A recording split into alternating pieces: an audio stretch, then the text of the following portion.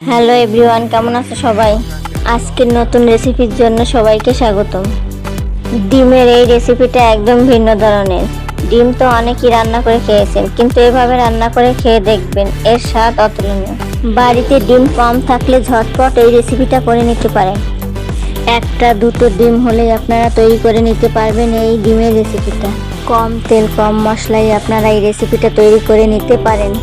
ডিমের এই রেসিপিটা খেতে খুবই ভালো হয়েছে। পরিবারের সবাইকে বা আত্মীয় স্বজনকে এই রেসিপিটা করে খাওয়াতে পারেন।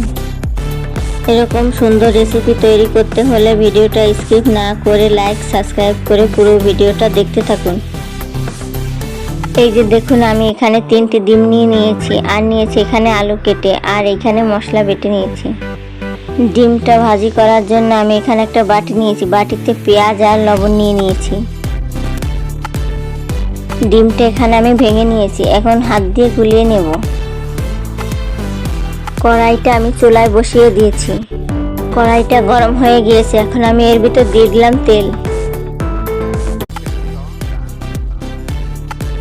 তেলটা গরম হয়ে গিয়েছে, এখন আমি এর ভিতরে ডিমটা দিয়ে দিলাম। ডিমের নিচের পাশটি ভাজা হয়ে গেছে, এখন আমি উল্টে দিলাম। এই ডিমটা ভাজা হয়ে গেছে, এখন আমি এটা তুলে নেব। একইভাবে আমি এই ডিমগুলো ভেজে নেব। এইভাবে ডিম রান্না করলে অল্প ডিমেই অনেক লোকের খাওয়া হয়ে যাবে। এই যে দেখুন, ডিমগুলোকে আমি পিস পিস করে কেটে নিয়েছি। এই কড়াইতেই আমি দিয়ে দিচ্ছি তেল আলুগুলো ভাজার জন্য। তেলটা গরম হয়ে গিয়েছে, এখন আমি এর ভিতর আলুগুলো দিয়ে দিচ্ছি।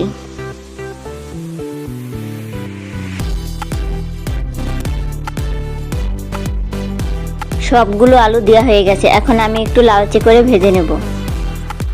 এখন লবণটা দিয়ে দিচ্ছি।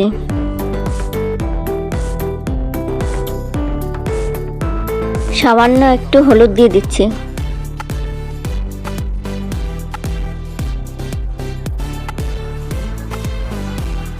এখন আমি আলুগুলোকে নেড়েচেড়ে ভালো করে ভেজে নেব। আলুগুলো ভাজা হয়ে গেছে, এখন আমি তুলে নেব। ওই তেলেই দিয়ে দিচ্ছি তেজপাতা আর দিচ্ছি গোটা জিরে।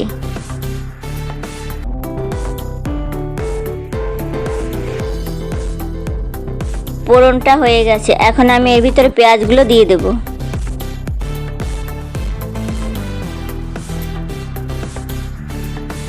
পেঁয়াজটা আমি একটু ভেজে নেব।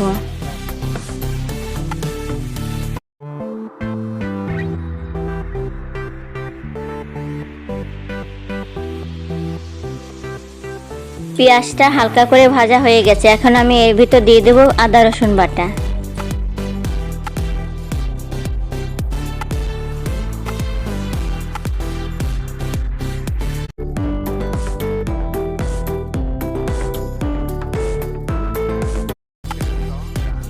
দিয়ে দিচ্ছি ধনিয়া বাটা,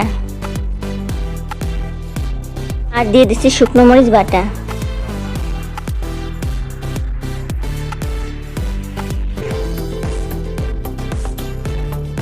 জিরে বাটা দিয়ে দিচ্ছি।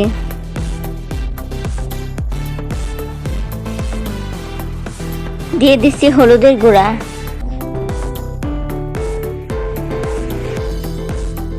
সামান্য একটু জল দিয়ে দিচ্ছি। এখন মশলাটাকে ভালো করে কষাতে হবে।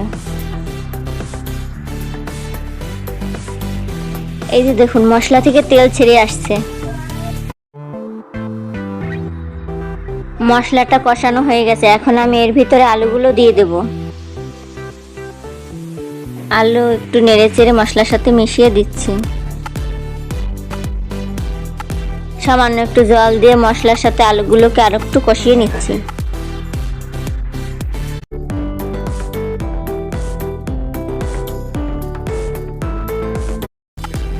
এই যে দেখুন, আলুটা প্রায় কষানো হয়ে গেছে।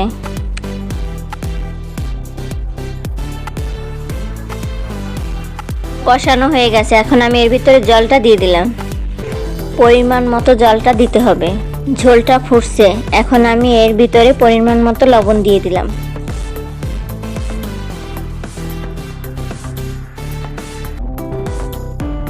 ঝোলটা ঢেকে দিয়েছিলাম, এখন দেখুন ঝোলটা অনেকটাই হয়ে গেছে।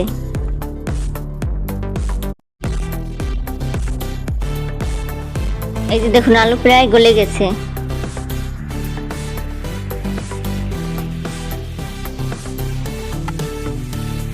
এখন আমি এর ভিতর দিয়ে দিচ্ছি ডিমের পিসগুলো। ডিমের পিসগুলো দেওয়া হয়ে গেছে, এখন আমি একটু নেড়েচেড়ে দেবো। ঝোলটা প্রায় আমার হয়ে এসেছে। ঝোলটা হয়ে গেছে, এখন আমি এর ভিতর দিয়ে দিচ্ছি গরম মশলাটা। এর ভিতর আছে লবঙ্গ, দারচিনি, এলাচ।